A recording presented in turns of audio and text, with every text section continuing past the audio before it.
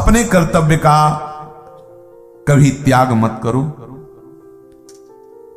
और दूसरे से कर्तव्य पालन की इच्छा मत करो। अपने कर्तव्य का त्याग मत करो और दूसरे से कर्तव्य। अब ये सत्संग सुन करके हम दूसरे को सुनाते हैं कि सत्संग में था, कहा गया था कि भाई कर्तव्य का, आपका क्या कर्तव्य बनता है, आप कर्तव्य कीजिए, क्योंकि उससे हमें सुख मिलेगा यदि आप कर्तव्य करोगे। शिष्य का कर्तव्य है गुरु के प्रति पूरा समर्पण कर दे, तो गुरु का क्या कर्तव्य है, शिष्य की संपूर्ण मनोवृत्ति को अपने भजन के प्रभाव से बदल दे, शिष्य के संपूर्ण उस अहम को चूर चूर करके भगवत दासत्व से युक्त कर दे। हमें अपने कर्तव्य को देखना है, कहीं भी किसी भी। हम क्या करते हैं कि अपने कर्तव्य को तो हम देखते नहीं, सामने वाले के ऊपर शास्त्र आरोपित करते हैं, शास्त्र के सिद्धांत थोपते हैं, आपको ऐसा चलना चाहिए, आपको ऐसा, आपको अपने को कैसा चलना चाहिए। अपने लिए कभी क्षमा मत करो, दूसरों को कभी दंड मत दो। देखो भगवद आश्रय की बातें हैं। हम क्या करते हैं, दूसरों को कभी क्षमा नहीं करेंगे और अपने को कभी दंड ले देंगे। अपने को दंड देना यही है, अब लो नशानी अब ना नशे हो। प्रभु से प्रार्थना करो अब गलती ना हो। हमारा छोटी सी छोटी दूसरे की गलती पहाड़ जैसी नजर आती है और अपनी पहाड़ जैसी गलती मानते ही नहीं। ऐसा नहीं होना चाहिए। हम अपनी छोटी सी भी छोटी गलती को गलती मानेंगे, दूसरे की बड़ी सी भी बड़ी गलती को प्रभु का विधान मानकर सह लेंगे। ये भगवत मार्ग है। इसमें थोड़ा बोले ऐसा कैसे हो सकता है कि वो हमको बोलता जाए हम सहते जाए, उसे सहना बहुत कठिन है, पर वही बलवान है जो सह जाए। कोशिश करो, सहते रहो, सहने से आप मुक्त हो जाओगे। और जो सामने कर रहा हो प्रभु की लीला है, हमें मुक्त करने के लिए, हमें मुक्त करने के लिए, हमें बलवान बनाने के लिए हमारे प्रीतम लीला कर रहे हैं।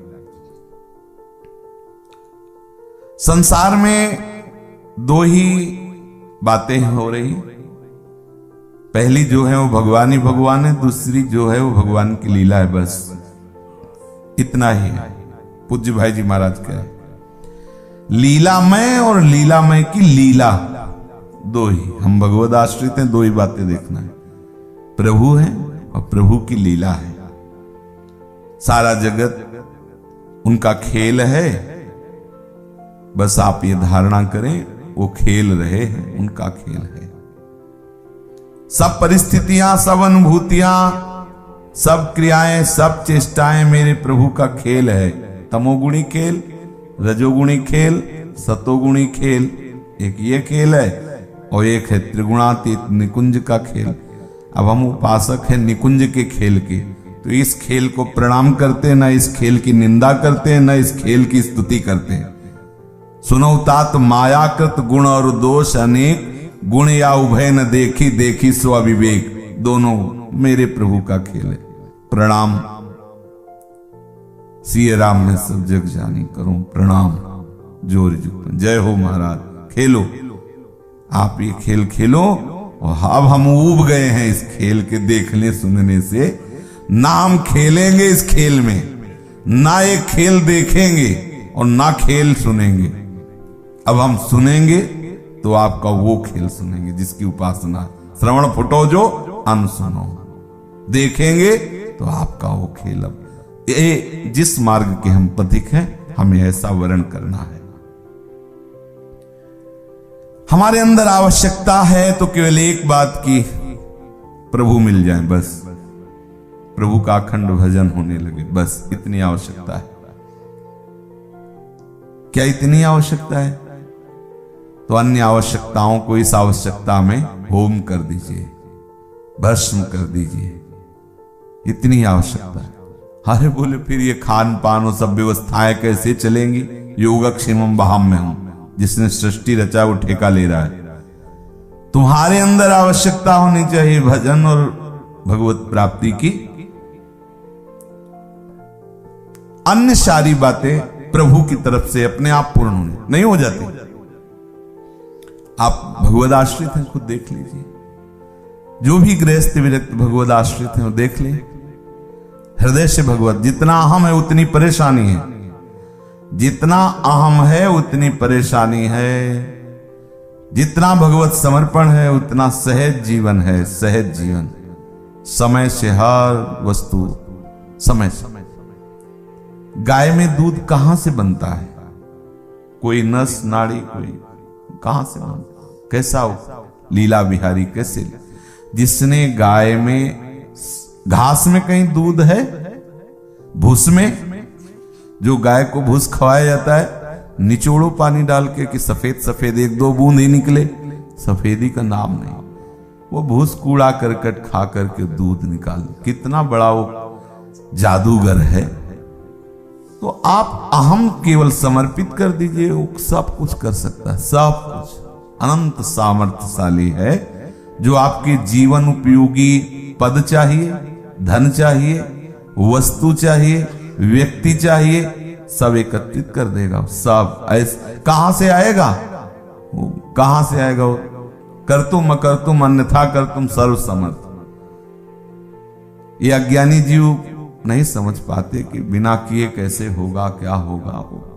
आप सत्संगी, आप ये समझ लीजिए, आपकी आवश्यकता भजन और प्रभु खुद वादा कर रहे हैं, योगक्षेमं वहाम्यहम्। जब तुम्हारे जीवन में विफलता सांसारिक आने लगे तो समझ लेना भगवत कृपा बरसने लगी। कौन चाहता है ऐसी भगवत कृपा? विफलता, पराजय, तिरस्कार ये जब आने लगे तो जान लेना कि अब भगवत कृपा संभाल रही है, अब भगवत कृपा लागू हो चुकी। बहुत कठिन है, बहुत कठिन है। जब तिरस्कार होता है ना, प्रतिकूलता होती है ना, पराजय होती है, विफलता होती है ना, तो उसके हृदय से पूछो। तो जिसका हृदय प्रभु में समर्पित है, वहां तो कोई गुंजाइश ही नहीं है विफलता की, पराजय की। लेकिन जहां तक अहम है, फिर ये लगता है कि प्रभु मिलो ना मिलो, लेकिन पराजय नहीं। जीवन में हार नहीं हुई, मर सकता हूं लेकिन ये हार बर्दाश्त नहीं कर सकता। सर कटा सकता हूं लेकिन झुका नहीं सकता। पराजय, ये अहम देवता बहुत बड़े हैं। कुछ भी नरक दे दो बर्दाश्त है, ना मिलना, लेकिन पराजय नहीं। हम मुंह झुका के, मुंह छुपा के नहीं जी सकते प्रभु, ये पक्का नहीं हो सकता। ये अहम का दर्शन करने के बाद बोल रहे हैं, ये अहम देवता का जो दर्शन हुआ वो ये सीधे भगवान से बोलता है, नहीं चाहिए परम पद, नहीं चाहिए मोक्ष, नहीं चाहिए निकुंज, लेकिन सर झुका के नहीं जी सकते। ऐसा नहीं हो सकता कि पराजय, हार, आप विजय श्री हो। जिधर जाऊं विजय ही विजय, जय हो महाराज, आपके समान तो ना भूतो न भविष्यति। आप जय हो प्रभु आपकी। ये है अहम देवता का आश्रय। वो कह रहा है भगवद आश्रय है, लेकिन ये वास्तविक अहम का ही आश्रय है। पूज्य भाई जी महाराज कह रहे भगवत कृपा का अब हमारे ऊपर वर्षण हो रहा है। तिरस्कार, प्रतिकूलता, विफलता इसने घेर लिया है। समर्पण के 3 रूप हैं। एक है कर्म करके प्रभु को अर्पित करना, एक है कर्म को प्रभु के लिए ही करना, और एक है स्वयं प्रभु के हो जाना। जब स्वयं प्रभु के हो जाता है तो स्वाभाविक जितने भी चेष्टाएं वो प्रभु को अर्पित है, पर अज्ञान की धरा में होने के कारण प्रारंभ यहीं से होता है। जो भी यत् करोषि, जो भी करते हैं प्रभु को समर्पित करते रहें, फिर प्रभु के समर्पण के लिए ही क्रियाएं होने लगती हैं, फिर कर्ता का समर्पण हो जाता है। और सत्संग उल्टा करता है, पहले कर्ता का समर्पण कराता है तो क्रियाएं अपने आप समर्पित होने लगती हैं। सत्संग की बड़ी महिमा है। आप सुनते सुनते खुद इतने प्रवीण हो जाएंगे कि दूसरा प्रश्न करे तो उत्तर आप तुरंत दे देंगे। तो आपके अंदर जब मन प्रश्न करे तो आप उसको भी उत्तर दे दीजिए, तो सही सत्संगी हो गए। सत्संग सुनने वाले हमारे वृंदावन के ऐसे सत्संगी हैं कि कोई कोई प्रवक्ता भी उतना ज्ञान नहीं रखते होंगे जितना सत्संगी, क्योंकि प्रवक्ता तो एक ही विषय का ज्ञान रखता है, वो हर विषय का ज्ञान रखते हैं। कहीं भक्तमाल सुन रहे हैं, कहीं भागवत सुन रहे हैं, कहीं कुछ जो संतों के प्रवचन सुन रहे हैं, सब अलग अलग विषय में, उनको हर विषय का श्रवण इंद्रिय के द्वारा पान हुआ। बहुत सत्संगी बहुत विवेकवान होते हैं। बस आवश्यकता है अपने प्रश्नों के उत्तर देने की।